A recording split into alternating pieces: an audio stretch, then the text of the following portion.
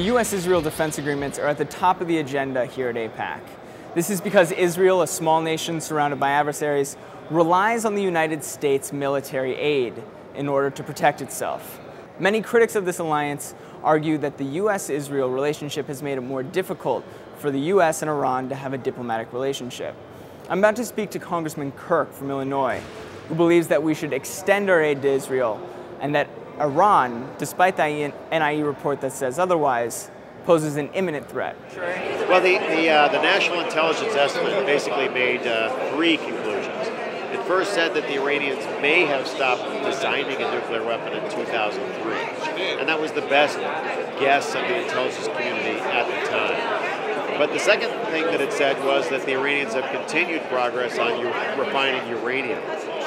And the third thing it said is the Iranians are really developing their missiles quite rapidly. Remember, with regard to testing, the United States used its first nuclear weapon without any test. Contrary to Congressman Kirk's assertion, the U.S. did conduct a nuclear test before the bombing of Hiroshima on August 6th.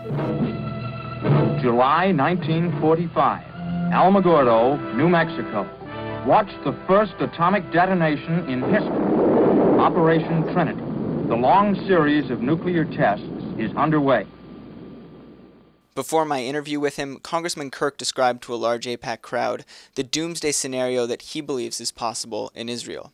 Sometimes I've talked about a nightmare morning where you're brushing your teeth, your cell phone rings, it's your best friend on the phone, and says, "Quick, turn on CNN, turn it on right now.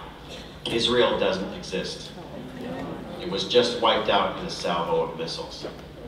For us, our call to action is to make sure you never get that phone call. That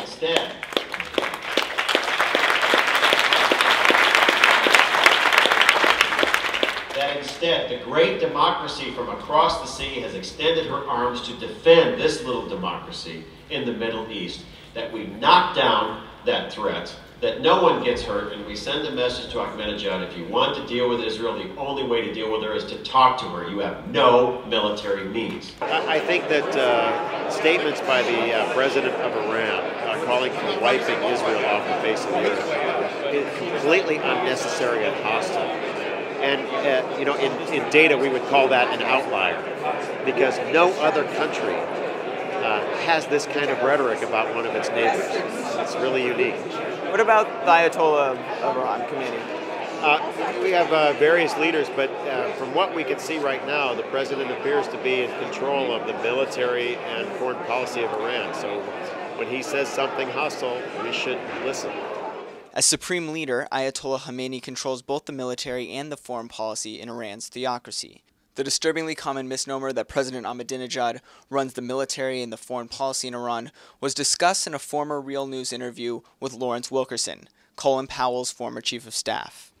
I don't think the President of the United States should be negotiating with President Ahmadinejad. President Ahmadinejad occupies a position in the Iranian hierarchy of power, which is largely ceremonial. He's not a very powerful president. I do think that the United States of America should be negotiating with the power that exists in Tehran over whether or not we're going to go to war. Congressman Kirk, who also works one weekend each month as an intelligence officer at the Pentagon, distorts the facts to overstate the threat of Iran. Kirk drastically misrepresents President Ahmadinejad's power, giving undue credence to his provocative statements. Congressman Kirk also fails to state the most crucial aspect of the NIE report, where it says the intelligence community judges with high confidence that Iran will not be technically capable of producing and reprocessing enough plutonium for a weapon before about 2015. These inflammatory and factually incorrect statements by Congressman Kirk help lay the groundwork for yet another war.